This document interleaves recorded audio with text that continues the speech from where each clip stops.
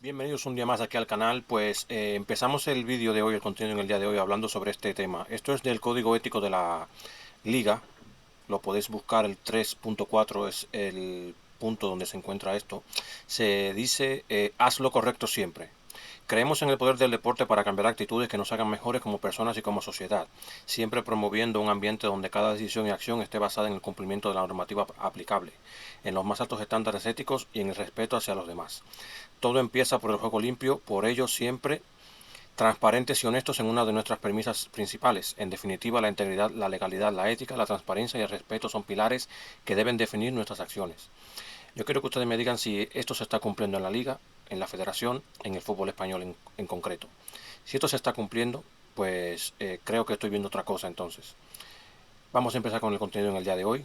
Tenemos declaraciones otra vez de Tony Freixa hablando sobre el caso Negreira. Esa pequeña, vamos a decir, manipulación por parte de la federación con el tema de votaciones para la sede del Mundial 2030. No te vayas, quédate por aquí, suscríbete, da like a esto y vamos con el contenido. Dentro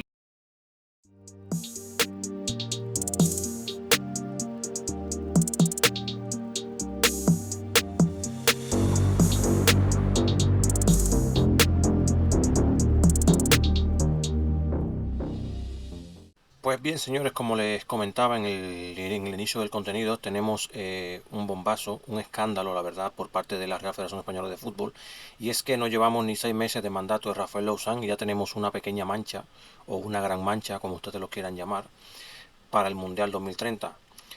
Según se dice, se presuntamente se ha manipulado lo que es el tema de votación para las sedes, de puntuación para las sedes del Mundial 2030. Y es que en una primera evaluación estaba Balaidos por encima del Real Arena y 48 horas después sale Balaidos por debajo. Entonces es cuando te preguntas por qué razón ha pasado esto, qué intereses tienen, qué hay detrás, por qué se tienen que hacer este tipo de cosas. Resulta bastante curioso ya que venimos de donde venimos con el tema Negreira, con el tema Rubiales y más cosas que van pasando en torno a la Real Federación, Rocha de por medio, y te das cuenta de que no acaba el fútbol español de salir de el tema corrupción, de que quieran manipular cosas, por qué tienen que haber tantos intereses de por medio, no entiendo el por qué. ¿Por qué perjudicar a otros para beneficiarte tú? Son cosas que no logro entender, la verdad. Pero, como digo, este informe sale primero, lo dejaré aquí en pantalla, el de la izquierda sale primero y 48 horas después sale el otro. Vamos a escuchar al alcalde de Vigo porque se despacha bastante bien, bastante, vamos, a gusto se queda por el tema este de esta puntuación y esta presunta manipulación por parte de la Real Federación Española de Fútbol para esas sedes del Mundial 2030. Y es que hay muchos intereses, esto sí, en cuanto a la sede por el tema económico para el Mundial que en el que va a estar España. Y bueno, yo es que no salimos, la verdad, no salimos del agujero de la corrupción y siempre tenemos esa mancha detrás. Y ahora acaba de llegar un nuevo presidente y es que al final estamos en lo mismo, es el mismo problema, porque no sabes en quién confiar. Vamos a escuchar al alcalde de Vigo, porque luego tenemos declaraciones de Fernando Sanz también, ya que estuvo en la delegación para el Mundial 2030 y no sé qué habrá detrás de la destitución de Fernando Sanz, pero es bastante llamativo y lo vamos a escuchar. ¿Quién hizo este segundo listado? ¿Quién lo hizo? Se reunió el comité técnico para valorarlo. ¿Quién tomó la decisión de cambiar los criterios que el comité técnico había utilizado? ¿Por qué lo hizo? ¿Cuáles fueron las causas, los motivos y lo que avalaba el cambiar los criterios? ¿Qué se pretendía cambiando los criterios? ¿Y por qué no se hizo público? ¿Por qué no se dijo el comité evaluador hizo esta selección, pero alguien que no sabemos quién considera que tiene que haber otros criterios y por tanto Vigo se tiene que quedar fuera? ¿Quién tomó esas decisiones? Es opacidad y oscurantismo, lo que vengo denunciando desde hace casi un año. Opacidad, oscurantismo y por tanto, yo no sé si pretendían dejar a Vigo fuera adrede, pero lo puedo suponer, lo puedo suponer. Bien, señores, pues aquí intentaré más o menos leer por encima un poquito lo que, para explicar, perdón, más que nada para explicar el tema de la manipulación esta de las puntuaciones sobre las sedes del Mundial 2030 y el por qué más o menos no está Balaído donde debería estar, que es en el lugar número 11, como estaba al principio. Les cuento, la Real Federación Española de Fútbol manipuló las puntuaciones de las sedes del Mundial 2030 para dejar fuera a Vigo y meter a San Sebastián. Los miembros del equipo de trabajo de la candidatura conjunta de España, Portugal y Marruecos evaluaron los estadios españoles en una reunión celebrada el 25 de junio de 2024 en el despacho del Ejecutivo Fernando Sanz en la ciudad de fútbol de Las Rozas. De aquella reunión salió un Excel con un ranking de puntuaciones al que ha tenido acceso en exclusiva el mundo, en el que resultaban elegidos 11 estadios. El último clasificado era el del Celta, con una puntuación de 10.004 puntos, superando a Anoeta, que quedaba en ese momento fuera con 10.126. Sin embargo, 48 horas después, el equipo evaluador retocó el Excel alterando la puntuación del estadio de Donostiarra, que pasó de golpe a tener una puntuación de 10.626. Hasta ese momento disponía de 10.1226. De esta manera superaba a Vigo, dejando en el lugar número 12 a la opción gallega, que quedaba automáticamente eliminada. En el caso de Anoeta se modificó al alza uno de sus factores vinculando al proyecto técnico, pasando de 15 a 20 puntos, concretamente el subfactor A1 que llevaba por título considerar el nivel de intervención que debe llevarse a cabo. Este subfactor representaba el 30% de la valoración total de este apartado técnico. María Tato, integrante del área internacional de la Real Federación Española de Fútbol, una de las responsables del Mundial 2030, recibió en su correo electrónico las dos versiones de los Excel, el original y el modificado, el 27 de junio a las 3:16 tal y como acredita la documentación que obra en poder de este periódico. Lausanne, que la opción de Vigo estaba incluida en los primeros planes de la Federación Española de Fútbol, lo confirma. Además, otro correo electrónico que obra en poder de este diario, que fue remitido por María Tato al actual presidente y entonces vicepresidente Rafael Lausanne, el 26 de junio, el día siguiente de la reunión donde se decidió que Vigo entraba en el puesto número 11. Querido Rafa, te escribo unas líneas sobre la situación actual, siguiendo tus indicaciones para poder informar al detalle a Pedro Rocha, entonces presidente de la Federación Española de Fútbol. Tato le contó a Lausanne los criterios de baremación que habían estado empleando, basándonos en los usados por la FIFA en el último mundial elegido, Brasil 2027 femenino. El gobierno le resumía que habían valorado en un 80% los criterios técnicos y en un 20% los documentales, pero que el gobierno había terciado pidiendo que se introdujeran, además, criterios estratégicos que debían contar con un peso de un 35%. Le indicaba que el Ejecutivo quería premiar la vecindad, es decir, aquellas sedes que estén cerca de la frontera de los otros dos países, y que ese criterio únicamente afecta a Vigo. Qué coincidencia y qué curiosidad. Para resumir un poquito todo esto, porque veo que es mucho, os leeré este último párrafo que es donde se centra más o menos el por qué cambiaron todo esto. El alcalde de Vigo ha exigido desde entonces a la Federación Española de Fútbol que se hagan públicos los criterios por los cuales fue excluida su ciudad. Lo único que pido es que nos digan qué datos avalan haber descartado a Vigo. Que lo digan, que lo hagan público. Ha denunciado durante los últimos meses el socialista Abel Caballero, que ha tildado al Frente Federativo de oscurantista. Si son tan evidentes no pasará nada, los veremos y ya está. El actual presidente de la Federación Española, Rafael Lausanne, ha explicado que no publicar los baremos fue una decisión técnica en la que trabajaron más de 20 personas y que la institución que dirige no es una administración pública que esté obligada a dar estos datos. Bueno, no es una organización pública, por supuesto que no, pero si usted cambia los baremos, si usted cambia los criterios, creo que todo el mundo debe ser informado, porque si en un principio están y luego no están, pues más que nada informar el porqué de este cambio. Simplemente para no crear dudas, más que nada. Esto es lo único. Simplemente para no estar en este ámbito de duda y que no se piense que hay algo detrás, más que nada.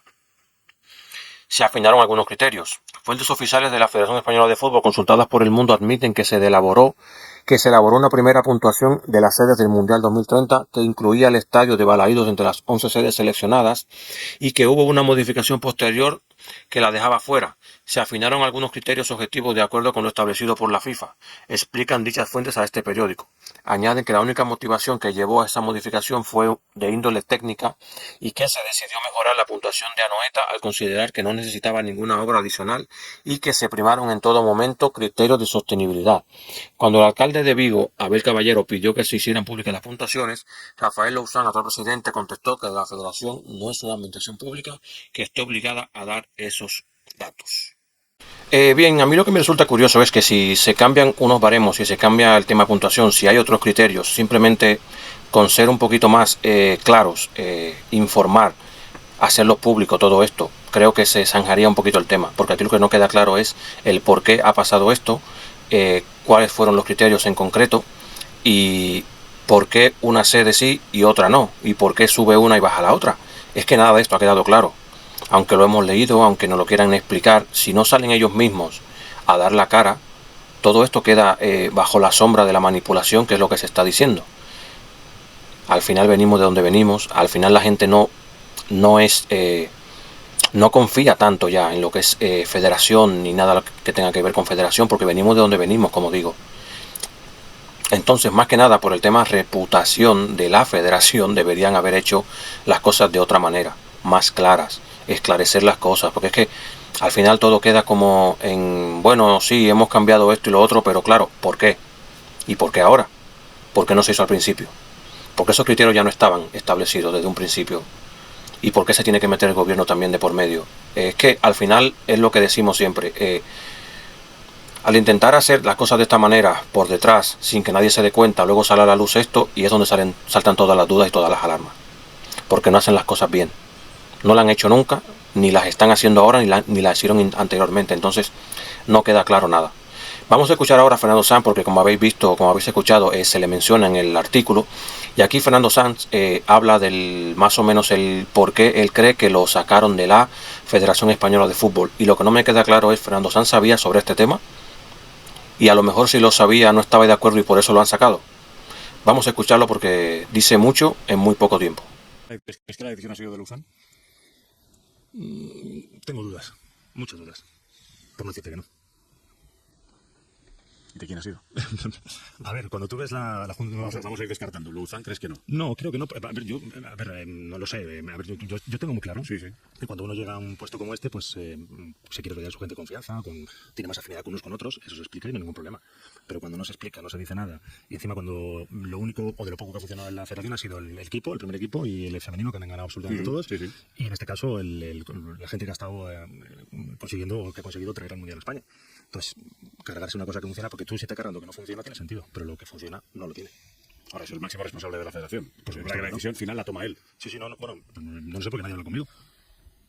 Yo como no, a ver, yo con Lozano yo he coincidido muy poco, 2, 3, 4 veces como mucho. Por ejemplo, ¿cuánto crees que ha podido influir Javier Tebas en esa decisión? Hombre, siendo vicepresidente de la Junta Directiva tendrá peso, entiendo yo. Entendido, tendrá peso. No saliste muy bien de la liga tampoco. No salí bien de la liga y no lo entiendo tampoco porque, pero bueno, es igual. Eso es una situación que pasó hace tiempo y la tengo yo cerrada y no... Y entiendo y espero que no sea que no sea un... Porque sigue como, no sé. Pero bueno, que te digo que no sé, hay vicepresidente de la liga, vicepresidente de la federación, y entiendo yo que en esa segunda directiva pues tendrá también voz y mando.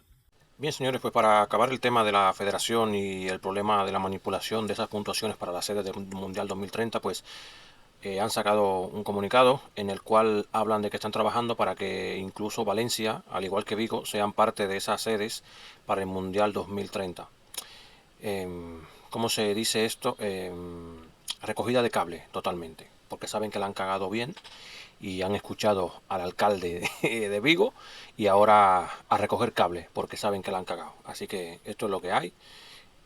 Tirar la piedra, esconder la mano y luego intentar arreglarlo de alguna manera para quedar bien con todo el mundo. Este es el problema que tenemos últimamente en el fútbol español, que es que la cagan de una manera tan grave y tan claro a veces que es que no sabes ya si es que lo hacen adrede o es que lo hacen porque es que no dan para más, la verdad. Bueno, vamos a cambiar de tema ahora y vamos a escuchar varias cositas porque el señor Freixa ha salido de nuevo a defender al Fútbol Club Barcelona. en el tema Negreira. Él, en el podcast este que hace el youtuber 10 del Barça, que no sé cuál de los dos defiende mejor al Fútbol Club Barcelona, la verdad, aunque lo voy a dejar que escuchen esto y que ustedes mismos juzguen estas palabras que van a escuchar.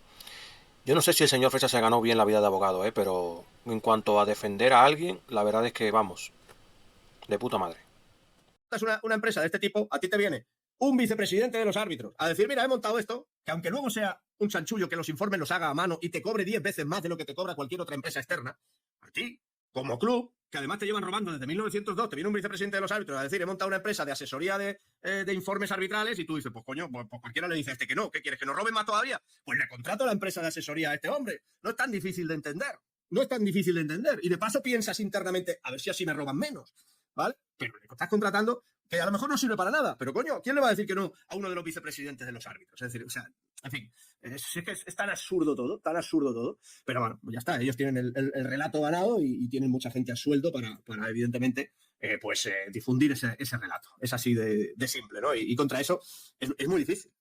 Lo contrató este servicio fue porque entendió que necesitaba ese apoyo. Necesitaba un apoyo consistente en conocer mejor cómo funciona el sistema arbitral, conocer mejor la personalidad de los árbitros, conocer mejor el porqué de las decisiones arbitrales y el porqué de que un árbitro tuviera un determinado comportamiento. Este árbitro es más comprensivo con la protesta, este árbitro es menos comprensivo con la entrada con balón dividido, yo qué sé, las mil y unas circunstancias que hay en el arbitraje. Entonces, eso es como llevarte bien con el colectivo. Me refería a eso, a que al final, si te está asesorando una persona que tiene conocimiento de cómo funciona el colectivo, pues tienes mejor relación con el colectivo. Y eso al final es lo que me referí yo con lo del lobby. Pero que al final, que todo el mundo tenga muy claro una cosa, que lo que yo doy son opiniones. Yo, ni ningún directivo de ninguna época que no sean los presidentes ha tenido conocimiento de este contrato, porque era una cosa que iba directamente al equipo de fútbol, al vestuario, con informes que obviamente tenían que conocer pues la gente que estaba en el vestuario. Entiendo que los entrenadores probablemente lo debían conocer, o quizás no lo sé, pero era un asesoramiento que recibía el club y que conocían muy pocas personas. Yo no lo he conocido nunca lo he visto, ni nunca en una reunión de junta directiva se ha hablado de esto, porque era una cosa que pasaba de presidente a presidente, se seguía pagando y se recibía el asesoramiento. Punto y final. Es tan sencillo, como dicen ellos, no es muy difícil de entender. Yo creo que para informarle a otra persona de cómo se comporta un árbitro, de cómo están las cosas dentro del CTA y todo eso, me parece a mí que existen lo que son los delegados de campo, ¿verdad? Que la mayoría son ex árbitros, así que seguramente tendrán conocimiento de cómo funciona cada cosa. Creo que no hay que intentar engañar tanto a la gente con tanta palabrería y tanta tontería. Se intentó pagar por algo, para algo, y porque debajo de la frase nos roban desde el 1902, siempre han intentado tapar toda ilegalidad que han querido hacer, justificarla e incluso compararla con cosas que el Real Madrid dicen ellos que ha hecho, pero que nunca lo han podido demostrar. Porque todo esto es de boca. Cuando nosotros venimos aquí y decimos que el Barcelona pagó al vicepresidente arbitral, es porque hay pruebas. Nadie se levantó de un día para otro y se paró delante de un micrófono a decir, el Barcelona pagó a los árbitros. No. ¿El Barcelona pagó a Negreira? No. Esto es con datos, mediante la agencia tributaria, mediante la Guardia Civil y mediante un juez, que ya estamos cansados de decirlo y que ya seguramente lo habrán escuchado un montón de veces, pero entre la Guardia Civil y el juez han llegado a la conclusión de que ha habido corrupción sistémica dentro del CTA y que esto viene dado por los pagos del Fútbol Club Barcelona al vicepresidente arbitral. ¿Por qué se hicieron estos pagos?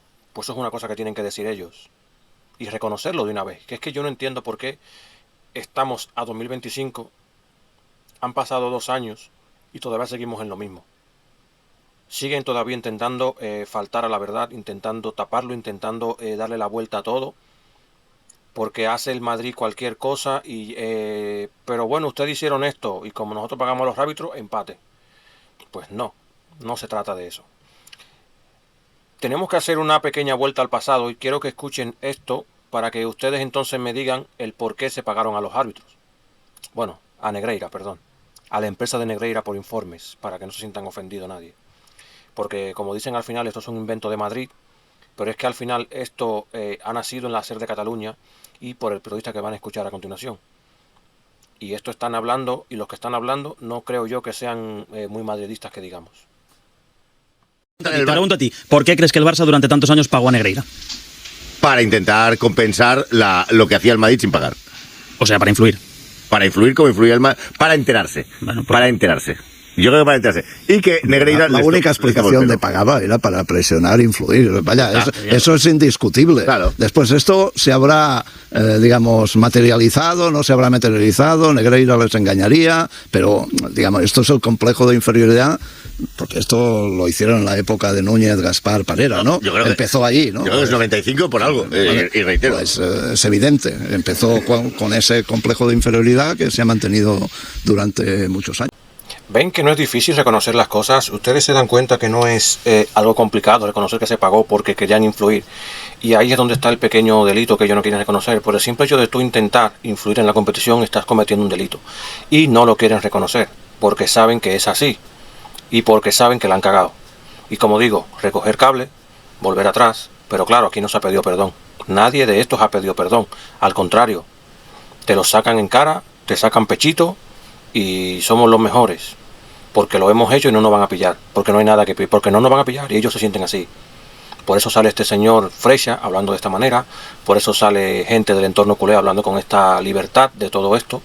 Porque saben que no le va a pasar absolutamente nada. Porque en su momento cambiaron las leyes para que no le pasara. Y porque hubo aquel pacto entre la Liga, la Federación y el CTA para guardar silencio y que esto no se supiera.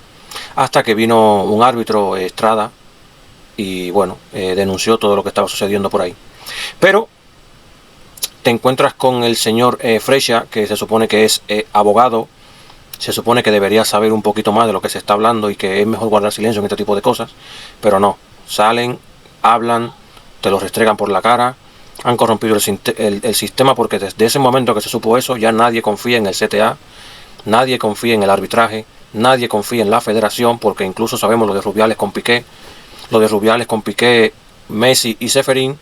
Y aquí no pasa absolutamente nada. Porque se sienten con ese poder. Porque vuelvo y repito, bajo el victimismo y el antimadridismo hacen todo lo que les da la gana. Y se escudan en que España nos roba, en que Madrid nos roba, en que llevan robando desde 1902.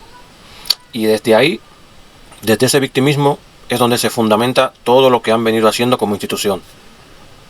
Y se sienten con ese poder y con esa, inmunidad a los delitos. O por lo menos a cumplir, a ser condenados, vamos a hablarlo. Porque no es normal, esto no es normal. Lo que pasa en el fútbol español no es normal. A mí me decían, no, que en Italia la Juve bajó a segunda. El Milan fue castigado. En Italia no se jugó con la competición como se está jugando aquí. Aunque pasó eso en Italia, el prestigio de la liga italiana se valoró mucho más por el tema de que quien faltó a la ley cumplió con su condena. Y aquí no ha pasado absolutamente nada. Y esto lo tapan desde el periodismo y a partir de ahí hacia arriba. Y así va el fútbol español. Que por más que España como selección esté ganando, por más que vengan fichajes de renombre, por más que tengamos a un presidente que cobra más que todos los presidentes de las ligas extranjeras de la Comunidad Europea, pues visto últimamente, ¿no? Hacen pactos con la federación para que sus futbolistas salgan de la selección, según ellos lesionados, por supuesto, no vamos a dudar de los médicos, pero hay tantas cosas detrás que no te puedes fiar de ninguno de ellos, la verdad, no puedes, y siempre la excusa es el Madrid roba desde 1902, 120 años el Madrid robando, 123, perdón, tenemos 123 años de historia, entonces en esos 120 años de historia, el Madrid ha robado durante todo este tiempo. Pero cuando fueron a buscar quién había robado más, resulta que el Barcelona es el que estaba pagando a Negreira. Pero nosotros pagábamos porque el Madrid ya venía robando y queríamos equilibrar la balanza. Y esa es la justificación que tienen. Reconocer un delito porque otro ya estaba delinquiendo, según ellos, pero yo no tengo prueba de que estaba delinquiendo. Lo digo porque sí. Y esta es la realidad. Por eso últimamente nos pasa lo que nos pasa en el fútbol. Por eso el Madrid saca una carta y se acaba el mundo, se acaba el fútbol en este país. Pero cuando los demás se dan cuenta de que el CTA está fallando, empiezan a sacar también comunicados. Y entonces, ¿a quién le damos la razón? ¿Quieren seguir del lado de la corrupción? ¿Queremos limpiar la competición? ¿Qué es lo que qué coño quieren hacer? Desde la federación se manipulan votaciones, puntuaciones para que una ciudad sea sede o no sea sede, porque les conviene más o les conviene menos. Pero luego reculamos. Desde la federación se ponen a dedo los presidentes que hay. Hemos pasado por Villar, imputado, condenado, Rubiales, imputado, condenado, Rocha, imputado y condenado, y tenemos a Luzán, que estaba bajo investigación, pero la cosa quedó en el aire. Y en el CTA te encuentras con que los que estaban, que crecieron con la corrupción, son los que están ahora y siguen. Y luego me dicen a mí que, bueno, vamos a callarnos, porque de verdad que ya no saben ni qué decir. El Real Madrid roba. Quedaros con eso. Quedaros con eso y ya está, es lo que hay. Tal cual. El Madrid roba, pero el Barcelona pagó a Negreira por informes. Lo demás nos lo inventamos los madridistas. Recuerda suscribirte, dar like, compartir, comentar todo esto. Nos vemos en el próximo vídeo. Espero que te haya gustado este.